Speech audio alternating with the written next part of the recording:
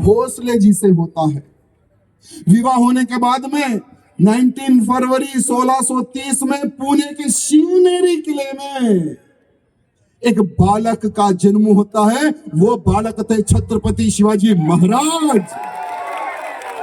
वो बालक थे छत्रपति शिवाजी महाराज। मेरे मित्रों, जीजा माता ने जैसे आजकल हम देखते हैं, ఇవాళ మనం ఏం చూస్తామంటే మన దగ్గర కూడా చిన్న చిన్న పిల్లలు ఉంటే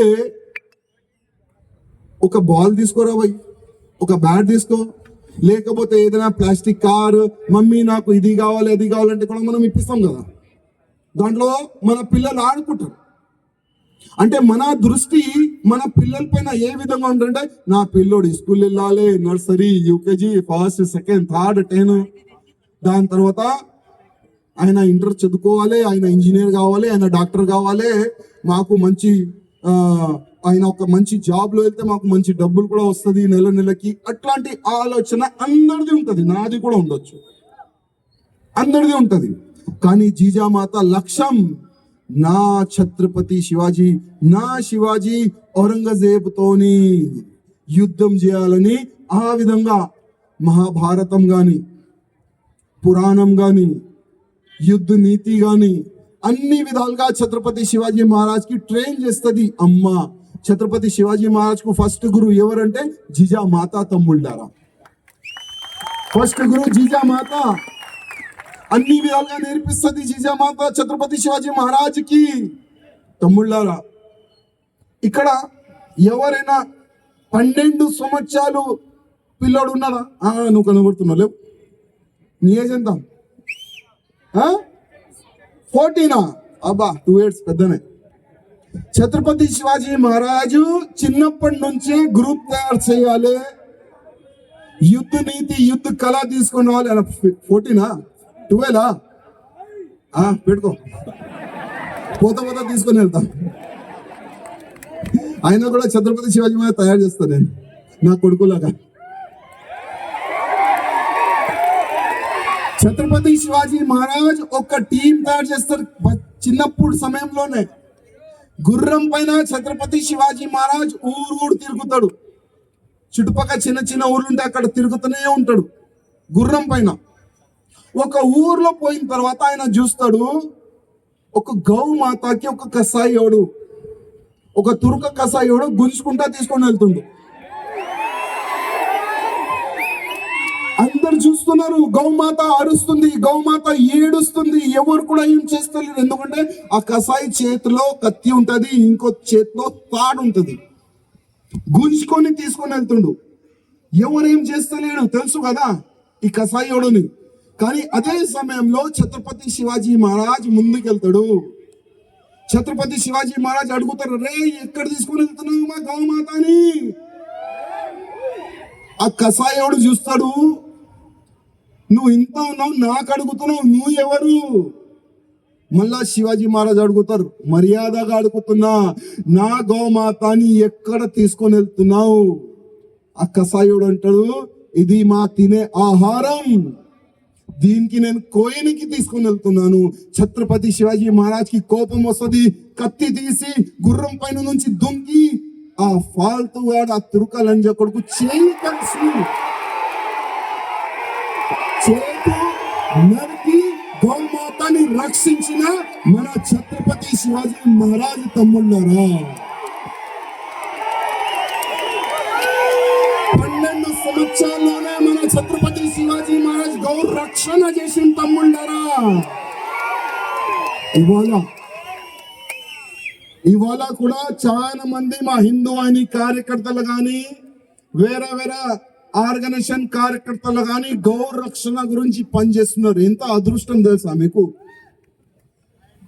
గోమాతని కాపాడాలంటే చాలా అదృష్టం ఉండాలి తమ్ముళ్ళారు. ఒక్కప్పుడు మా జేబులో 100 రూపాయలు కూడా లేకుండే. ఒక్కప్పుడు మా జేబులో 100 రూపాయలు కూడా లేకుండే. ఆ సమయంలో మా త్రివిక్రమరావు గారు, మా గురువు గారు, అప్పుడు హిందూ వాహినికి ప్రచారకగా ఉండే మా ఉప్పల రాజన్న గారు, మాకు మార్గదర్శనంగా ఉండే వాళ్ళు పిలిచినారు ఇక్కడ రండి, కొట్లాట మీకు ఇష్టమా అడిగిండు. కొట్లాట ఇష్టమా, అరిచేది ఇష్టమా, ప్రచారం చేసేది ఇష్టమా అడిగిండు. 3 ఆప్షన్ ఇచ్చిండు మాకు మా రాజన్న. నేనన్నా భయ్యా ఇది అరవాలంటే మాత్రం కాదు, ప్రచారం అయితే అస్సలు కాదు, ఈ కసాయోళ్ళకి కొట్టాలంటే అవి రెడీ, ఈ కసాయోళ్ళకి కొట్టాలంటే అవి రెడీ. ఓకే అంటే నీకు కొట్లాడ కావాలి, అన్న కావాలి, నీ టీం ఉందా అడిగాడు. ఉంది కదా, ఎవరెవరు ఉన్నారు, మా గోవర్ధన్ అన్న ఉన్నాడు, మా నరసింహన్న ఉన్నాడు, మా మనోహర్ అన్న ఉన్నాడు, మా భరత్ రెడ్డి గారు ఉన్నారు. ఓకే ఒక 10 మంది టీం ఉంది కదా, ఉంది. ఓకే నేను ఒక అంబాసిడర్ కార్ ఇస్తా, పెట్రోల్ వేసి ఇస్తా, కానీ భోజనం మీరు తినుకోవాలి. మంచిదన్నా. ఏం చేయాలన్నా అంటే ఇప్పుడు బక్రీద్ వస్తుంది కదా, మేము ఒక రోడ్డు చెప్తాం, అక్కడ మీరు పోవాలి, బండ్లు ఆపాలి, ఆవులు చెక్ చేయాలి, ఆవులు పట్టుకొని పోలీస్ స్టేషన్ తీసుకొని వెళ్ళాలి, కేసు పెట్టి గౌశాలలో ఇడవాలి. మంచిదన్నా అన్నాం. దిగిన తర్వాత ఇప్పుడు ఒకటే పూటకి మాకు డబ్బులు ఉండే, ఒకటే పూట తినాలి, మొత్తం 24 అవర్స్ గౌరక్షణ గురించి నిలబడాలి రోడ్డు పైన. అప్పుడు బండి పట్టుకోవాలి, పోలీస్ స్టేషన్ తీసుకొని వెళ్ళాలి, మళ్ళీ పోలీసు వాళ్ళు మాట వినాలి. మేము మళ్ళీ పోలీసు వాళ్ళు డైలాగ్ వినండి, మీరు ఎవర్రా, మీరు పోలీసా, ఈ ఆవులని పట్టుకొని తీసుకుని వస్తున్నారు, మాకు వేరే పని లేదా, మాకు హుసులికి వెళ్ళాలి, మాకు అక్కడెక్కడ చాలా డబ్బులు కనెక్షన్కి వెళ్ళాలి, లేనిపోని పనులు ఎందుకు తీసుకొని వస్తున్నారు రాబాయ్. ఆ సమయంలో మా పైన పోలీసు వాళ్ళకి ఇదే కామెంట్ చేసేది. ఇంకోటి మర్యాద కామెంట్ లేకుండే, అప్పుడు చాలా గలీజ్ గా మాకు తిట్టేది ఆ సమయంలో పోలీసు వాళ్ళు. కొన్ని పోలీస్ స్టేషన్లు అయితే ఫస్ట్ మాకు కొట్టేది పోలీసు వాళ్ళు. అదే కసాయి వాళ్ళకి కూర్చొని పెట్టి చాయ్ కాఫీ తాగిపించి ఇచ్చే పోలీసు వాళ్ళు. మా హిందూ అని కార్యకర్తలకి ఇప్పుడు కూడా పోలీసు వాళ్ళు గల్లా పడుకొని కొడుతున్నారు. యాద పెట్టుకోండి, ఇవాళ సమయం మీది, రేపు సమయం ఏదో ఒక రోజు సమయం మాది వస్తుంది. మా హిందూ ఆయన కార్యకర్తలు గల్లా పట్టికే వాళ్ళకి నువ్వు నోట్ చేసి పెట్టుకోరా. మా కార్యకర్త అంటే ప్రతి ఒక్క హిందూ బంధువుల పైన చేసే ముందు ఆలోచన చేసుకోండి. ఇవాళ మీ ఇంట్లో భోజనం వస్తుందంటే ఈ కార్యకర్తల వల్లనే. మీకు నెల సాలరీ పడుతుందంటే ఈ హిందువుల వల్లనే. ట్యాక్స్ ఎవరు కడతారు, నల్ బిల్ ఎవరు కడతారు, ఈ లైట్ బిల్ అన్ని కదా మనమే కదా. దాని నుంచి అందరికి సాలరీ పోతుంది, కొట్టే అధికారం ఎవరికి ఉండదు. కానీ దురదృష్టం మన లీడర్లకి చేత కాదు. మన లీడర్లు ఏ విధంగా తయారైనారంటే నాకెందుకు రాబోయ్ కదా. మన లీడర్లు ఎట్లా తయారైపోయినారు, నాకెందుకు అన్నా, గోరక్షణ చేస్తున్నామన్నా, పోలీసు వాళ్ళు ఆపేసినారన్నా, కొద్దిగా వస్తారంటే ఎవరికి చెప్పిపోయినావురా భయ్, ఎవరికి అడిగి చెప్పినావురా భయ్, నేనేం చేయాలి, ఉండు మాట్లాడతా. ఆయన మాట్లాడాలన్నా, ఎందుకంటే ఆయనకి గౌరక్షణ ఓట్లు వద్దు, ఆవులకి కోశోలు కావాలి వీళ్ళకి.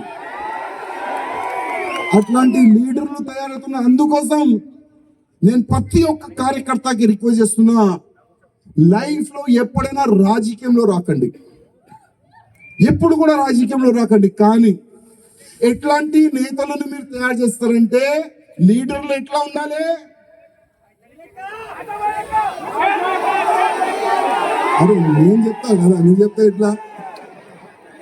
లీడర్లు ఎట్లా ఉండాలంటే ప్రతి ఒక్క హిందూ కార్యకర్తకి బలం ఇచ్చే ఎట్లాంటి లీడర్ కావాలి. లీడర్లు ఎట్లా ఉండాలంటే, అయ్యా నువ్వు గౌరక్షణ చేయి, నేను కూడా నీ ఎంబడొస్తా, అట్లాంటి లీడర్ కావాలి. అయ్యా నువ్వు గౌరక్షణ చేస్తున్నావు కదా, నీకు ఎవరైనా ఏదైనా పోలీస్ స్టేషన్ లో ఆపితే ఒక ఫోన్ చేయి, ఏదైనా అయితే కూడా నేను వస్తా నీ గురించి, అట్లాంటి లీడర్లు కావాలి. లవ్ జిహాద్ గురించి గాని కన్వర్షన్ గురించి గాని ఇవాళ ప్రతి ఒక్క కార్యకర్త కొట్లాడుతుండు, ఫైట్ చేస్తుండు.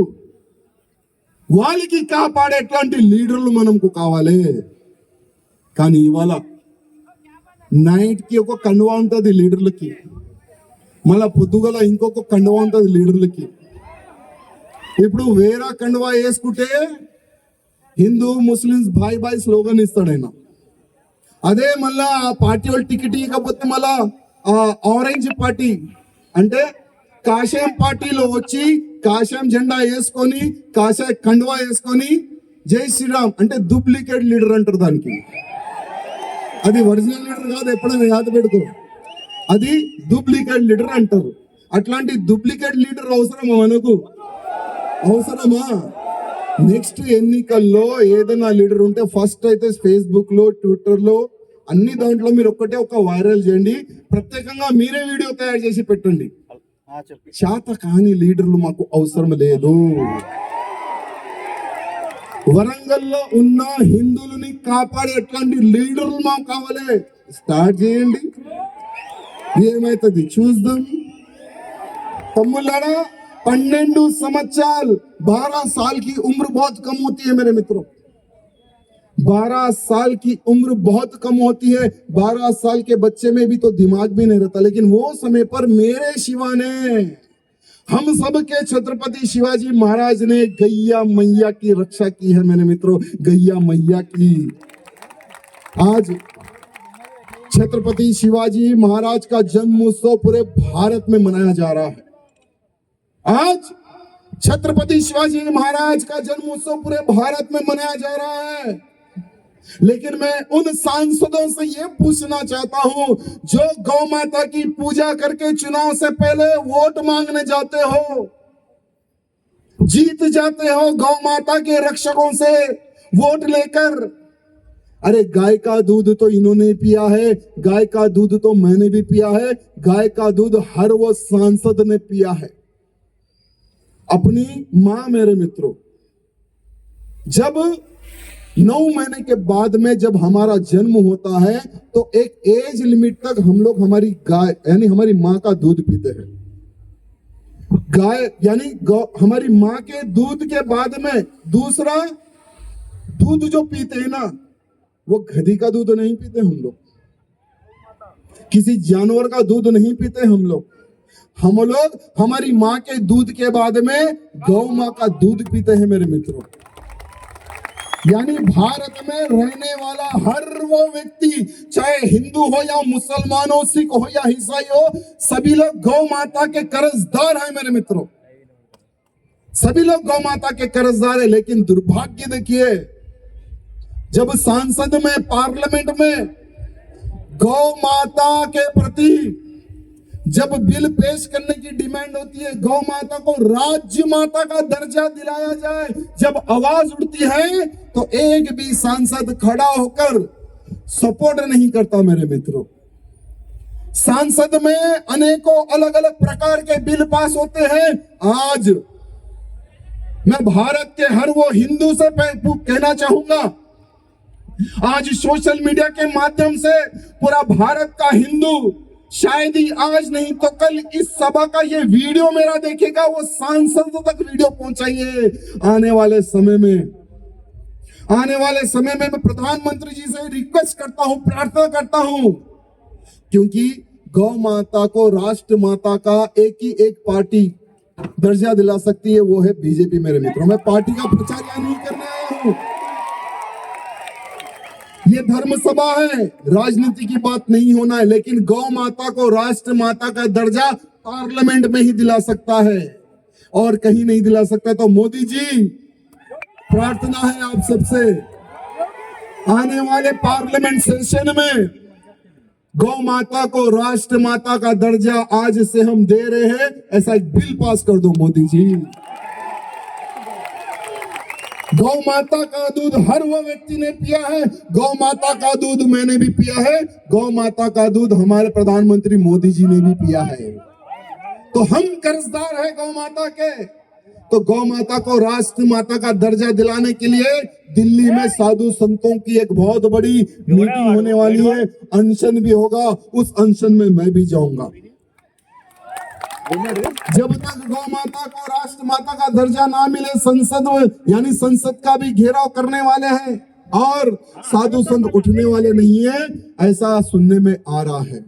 मोदी जी, एक समय पहले जब इंदिरा गांधी की गवर्नमेंट थी मेरे मित्रों, वही गौ माता को राष्ट्र माता का दर्जा दिलाने के लिए करपात्र जी महाराज ने सभी साधु संतों को लेकर एक बहुत बड़ा धरना किया था, पार्लियामेंट का घेराव करने का उन्होंने प्रयत्न किया, लेकिन वो समय पर जो साधु संतों का आशीर्वाद लेकर इंदिरा गांधी प्रधानमंत्री बनी थी, वही साधु संतों को गोलियों से उड़वा दी।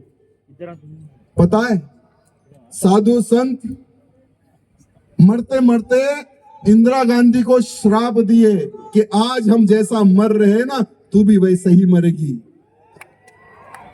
इंदिरा गांधी जी की मौत कैसी हुई मुझे बोलने की आवश्यकता आपको नहीं है। తమ్ముళ్ళారా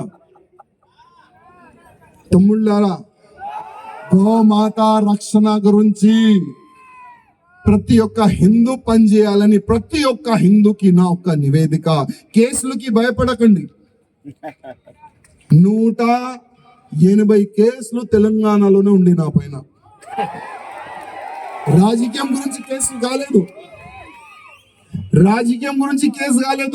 కానీ ధర్మ సేవక గురించి, అంటే ధర్మ ప్రచారం గురించి, గౌ రక్షణ గురించి మా బామ్మర్దులు నా పైన కేసులు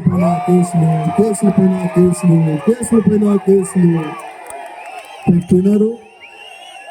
వాళ్ళు అనుకున్నారు మా చిన్న బామ్మర్ది పెద్ద బామ్మర్ది అనుకున్నారు వాళ్ళు।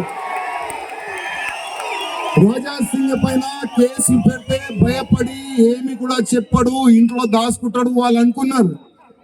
కానీ నాకు ఇంకా బూస్టింగ్ వస్తుంది, ఎందుకంటే ఛాలెంజింగ్ అంటే నాకు చాలా మంచిగా కనబడుతుంది।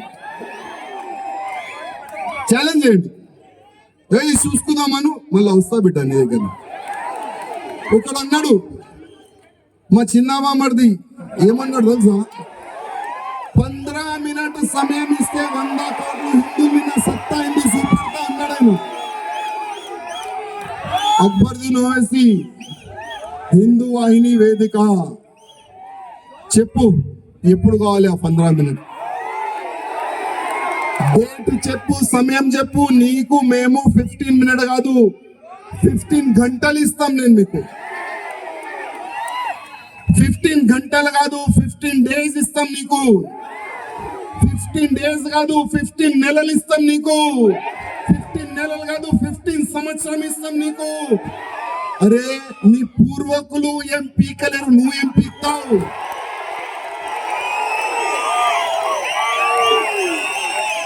అక్బరుద్దీన్ ఓవైసీ, అసదుద్దీన్ ఓవైసీ పూర్వకులు కూడా ఏమి కూడా పీకలేరు।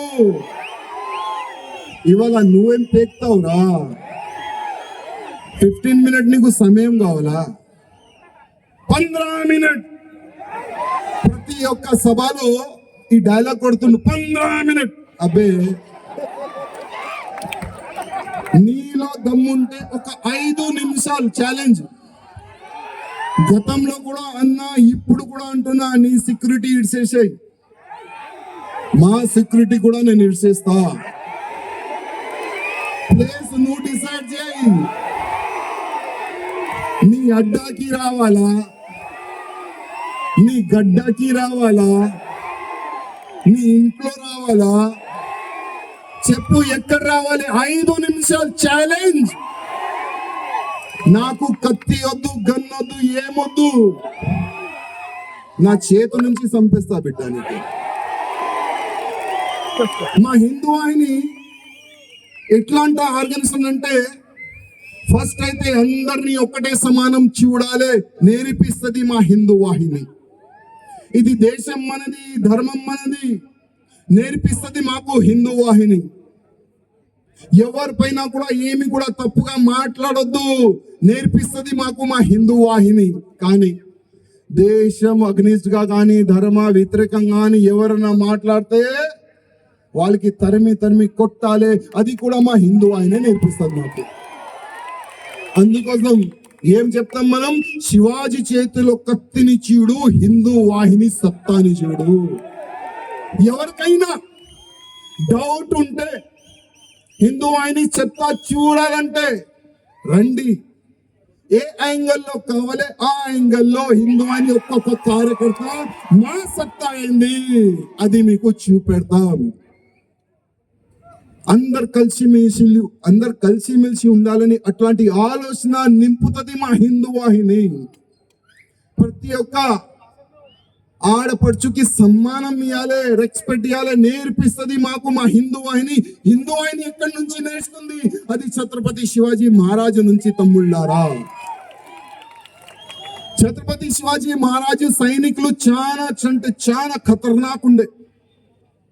ఇప్పుడు మా హిందూ వాహిని అధికారులు ఎట్లా ఉన్నారు? శివాజీ గాని సూర్య గాని చాలా మంది మా కార్యకర్తలు ఉన్నారు, మంచి కనబడతారు. కానీ అవకాశం ఇస్తే అన్ని యాంగిల్లో కూడా జవాబు కూడా ఇస్తారు. ఛత్రపతి శివాజీ మహారాజ్ లో ఒక సైనికుడు ఉండే, ఆయన పేరు ఆపాజీ సోందెల్కర్. ఆపాజీ సోందెల్కర్ కి ఒక ఇన్ఫర్మేషన్ వస్తుంది. ఏమి ఇన్ఫర్మేషన్ అంటే, మన గుళ్ళు గోపురాలు మఠాలు ధ్వంసం చేసి ఎక్కడున్న సొమ్ముని దోసుకొని ఈ వజీర్ ఖాన్ సైనికులు ఒక రోడ్డు నుంచి, ఒక ఊరు నుంచి, ఒక అడవి నుంచి అన్ని సొమ్ము తీసుకొని వెళ్తుండు. రోడ్ ప్లాన్ కూడా వచ్చేస్తుంది. అదే ఆపాజీ సోందెల్కర్ గారు ఏం చేస్తారంటే, ఒక చిన్న గ్రూప్ తయారు చేసి ఆ సైనికుల పైన దాడి చేసి ఆ సొమ్ము మొత్తం తీసుకుంటాడు. ఆ సొమ్ము ఎంబడి వజీర్ ఖాన్ కోడలు కూడా పోతుంది. ఆపాజీ చూస్తాడు, అరే వజీర్ ఖాన్ కోడలు శివాజీకి నేను గిఫ్ట్ గా ఇస్తా. ఎందుకంటే ఈ ముస్లిమ్స్ రాజులు చుట్టుపక్క మన హిందూ అమ్మాయిల్ని పెడతారు ఇట్లా ఫ్యాన్ తిప్పనికి, చూసినారు అనుకుంటా మీరు. కానీ మన శివాజీ సరౌండింగ్ అట్లాంటివి నేను చూడలేదు. ఈ వజీర్ ఖాన్ కోడల్ని నేను శివాజీ మహారాజ్ కి గిఫ్ట్ ఇస్తా, శివాజీ మహారాజ్ చాలా హ్యాపీగా ఫీల్ అవుతాడని ఆయన శివాజీ మహారాజ్ దగ్గర తీసుకొని వెళ్తాడు. శివాజీ మహారాజ్ ముందు పెడతాడు. శివాజీ మహారాజ్ పైన ఉంటాడు, కింద తీసుకొని వస్తాడు. మహారాజ్ మొత్తం సొమ్ము తీసుకొని వచ్చినాను. సొమ్ము ఎమ్మడి వజీర్ ఖాన్ కోడల్ని కూడా తీసుకొని వచ్చినాను. శివాజీ మహారాజ్ అది చూసి ఇమ్మీడియట్ గా నిలబడతాడు. ఆపాజీ నువ్వు తప్పు చేసినావు, ఆపాజీ నువ్వు తప్పు చేసినావు. ఈ తుర్క లంజ కొడుకులు తప్పులు చేస్తారు. వాళ్ళు మన హిందూ అమ్మాయిని చంపేసినారు, మానభంగాలు చేసినారు. అట్లాంటి ఆలోచన మనలో ఉండకూడదు. అమ్మాయి ఎవరిదైనా ఉండని రెస్పెక్ట్ ఇచ్చే బాధ్యత మనది అని ఛత్రపతి శివాజీ మహారాజ్ చెప్తారు. తమ్ముళ్ళ ఛత్రపతి శివాజీ మహారాజ్ కింద వచ్చి ఆ వజీర్ ఖాన్ కోడలు ముందు నిలబడి, అమ్మ క్షమించండి, మాతో తప్పు అయింది. మీరు చెప్పండి ఎక్కడ వెళ్తారు, అక్కడ మా సైనికులు మీకు మంచి సేఫ్ గా ఇడిచి వస్తారు, చెప్పండి అమ్మా ఎక్కడ వెళ్తారు. అప్పుడు ఛత్రపతి శివాజీ మహారాజ్ రెస్పెక్ట్ గా సైనికులకు ఇడిచి ఆ వజీర్ ఖాన్ కోడల్ని పంపిస్తారు. ఇదే ఔరంగజేబ్ ఏం చేస్తాడు, మన హిందూ రాజుల పైన దాడి చేసి కోడలు గాని అమ్మ గాని బిడ్డ గాని ఎవరైనా ఫస్ట్ ఆ సైనికులకు ఆర్డర్ ఇస్తారు, మానభంగాలు చేయండి, దాని తర్వాత సంపియండి. ఆ విధంగా ఆదేశము ఇచ్చేది ఆ సమయంలో ఔరంగజేబ్. తమ్ముళ్ళారా, వాళ్ళలో మనలో ఎంత తేడా వాళ్ళలో మనలో. మన హిందూ సమాజంలో ఎప్పుడైనా తమ్ముళ్ళారా, ఇవాళ కూడా రేపు కూడా 100 సంవత్సరాల తర్వాత కూడా అట్లాంటి తప్పు ఆలోచన మనలో వస్తుందా? ఇవాళ ఔరంగజేబ్ ఖతమైండు, కానీ ఆయన ఆలోచన ఇప్పుడు కూడా ఆయన కొడుకుల్లో ఉన్నది. ఇప్పుడు కూడా అదే ఔరంగజేబు కొడుకులు ఇవాళ వరంగల్లో పుడుతున్నారు, ఓల్డ్ సిటీలో పుడుతున్నారు, ఎక్కడెక్కడ పుడుతున్నారు. వాళ్ళ ఆలోచన ఇప్పుడు కూడా అదే ఉన్నది. అదే ఆలోచన టార్గెట్ పెట్టుకొని లవ్ జిహాద్ చేస్తున్నారు. తమ్ముళ్ళారా, అదే టార్గెట్ పెట్టుకొని లవ్ జిహాద్ పేరు పైన మన హిందూ అమ్మాయిల్ని కన్వర్ట్ చేస్తున్నారు. 10 పిల్లలు కనకపోతే పీసెస్ చేసి ఫ్రిడ్జ్ లో ప్యాక్ చేస్తున్నారు. దురదృష్టం తమ్ముళ్ళారా, మన హిందూ అమ్మాయిలు కూడా ఈజీగా ట్రాప్ అవుతున్నారు. ఒక బండి చూసి, ఆయన బాడీ చూసి ఇమ్మీడియట్ గా ట్రాప్ అవుతున్నారు. తమ్ముళ్ళారా, ఇక్కడ వేల మంది కార్యకర్తలు ఉన్నారు. ఫస్ట్ మీకు ఒక రిక్వెస్ట్ చేస్తా, మీరు మీ ఇంట్లో ఇవాళ నుంచి లవ్ జిహాద్ గురించి మన పిల్లలకి చెప్పే స్టార్ట్ చేయండి. మన కొడుకు గాని, మన కూతురు గాని, మన అక్క గాని, మన చెల్లెలు గాని అందరికి లవ్ జిహాద్ గురించి చెప్పి స్టార్ట్ చేయండి. అమ్మా, లవ్ జిహాద్ అంటే నీకు తెలుసా? లవ్ జిహాద్ అంటే ఈ వైట్ టోపీ పెట్టుకే వాళ్ళు వస్తారు, వాళ్ళతో దోస్తానా చెయ్యకూడదు, ఇది చెప్పండి. మనం హిందూతోనే దోస్తానా పెట్టుకోవాలి, హిందువుల దగ్గరనే కొనాలి, హిందువుల దగ్గరనే కూర్చోవాలి, హిందూ దగ్గరనే తినాలి. అమ్మా జాగ్రత్త అని మీరు ఇప్పటి నుంచే స్టార్ట్ చేయండి. ఈ ప్రచారం స్టార్ట్ అయితే మన అమ్మ గాని, మన కూతురు గాని, మన అక్క గాని, మన చెల్లెలు గాని, అరే మా నాన్నగారు అన్నారు, మా అన్నగారు అన్నారు, మా పెద్దోళ్ళు అన్నారు, కొద్ది జాగ్రత్త పడాలని వాళ్ళకి చిన్నప్పటి నుంచే ఆలోచన వస్తుంది. అప్పుడే మనం లవ్ జిహాద్ని ఆపొచ్చు తమ్ముళ్ళారా. ఇంకోటి, దాదాపు ఎక్కడెక్కడ కాషాయ గవర్నమెంట్ ఉన్నది అక్కడే ప్రత్యేకంగా ఎక్కువ లవ్ జిహాద్ కేసులు అవుతున్నాయి. కొన్ని దినాల ముందు ఉత్తరప్రదేశ్ లో జిమ్ జిహాద్ జరిగింది. ఏ జిహాదు? జిమ్ లో ఇప్పుడు మన అమ్మాయిలు పోతుంది ఫిట్నెస్ గురించి. ఓండి మంచిదే, కానీ ఆ ఫిట్నెస్ ట్రైనర్ ఎవరు ఒక్కసారి చూసుకోండి అమ్మా. ఆ ట్రైనింగ్ ఇచ్చేవాడు ఎవరు ఒక్కసారి చూసుకోండి. ఒక్క అమ్మాయిని అయినా ట్రాప్ చేసిండు, ఇంకొక అమ్మాయిని ట్రాప్ చేసిండు, ఇంకొక అమ్మాయిని ట్రాప్ చేసిండు, మళ్ళా ఆ అమ్మాయితో ఇంకొక అమ్మాయిని ట్రాప్ చేసిండు. ఇట్లాంటి 300 హిందూ అమ్మాయిని ట్రాప్ చేసిండు తమ్ముళ్ళారా. ట్రాప్ చేసిన తర్వాత, మానభంగం చేసిన తర్వాత వీడియోగ్రాఫింగ్ చేసిండు, ఫోటోలు తీసుకుండు, మళ్ళా బ్లాక్ మెయిలింగ్. ఇక్కడ ఉత్తరప్రదేశ్ లో. ఉత్తరప్రదేశ్ ఇవాళ ఏంది, అక్కడ యోగి ఆదిత్యనాథ్ గారు ఉన్నారు. ఇవాళ మీరు చూస్తున్నారు, ఒక్కరిని ఎన్కౌంటర్ చేసినారు. ఎక్కడంటే ఉత్తరప్రదేశ్ పేరు వస్తుంది. ఈ కడుగోల్ని ఎన్కౌంటర్ చేసినారు ఎక్కడంటే ఉత్తరప్రదేశ్ పేరు వస్తుంది కదా. ఈ ల్యాండ్ గ్రాఫర్ గానీ, రోడిల్ని గానీ ఎన్కౌంటర్ చేసినారు ఎక్కడంటే ఉత్తరప్రదేశ్ పేరు వస్తుంది కదా. కానీ అక్కడ యోగి ఆదిత్యనాథ్ గారు అంత స్ట్రిక్ట్ గా ఉన్న తర్వాత కూడా అదే స్టేట్ లో లవ్ జిహాద్ జరుగుతుందంటే వీళ్ళకి భయం, సావు భయం లేదు, జైలు భయం లేదు, పోలీసుల భయం లేదు. వీళ్ళకి భయం పుట్టాలంటే హిందూ కార్యకర్తలు ఇప్పుడు మీరే లేవాలి. హిందూ కార్యకర్త, ప్రతి ఒక్క కార్యకర్త ఎక్కడైనా మా హిందూ అమ్మాయిని కన్వర్ట్ చేయడానికి ఎవరైనా ప్రయత్నం చేస్తే, లవ్ జిహాద్ చేయడానికి ప్రయత్నం చేస్తే ఆయన భాషలోనే ఆయనకి జవాబిచ్చే ఆ విధంగా హిందువులు తయారు కావాలి. ఎందుకంటే ఇక్కడ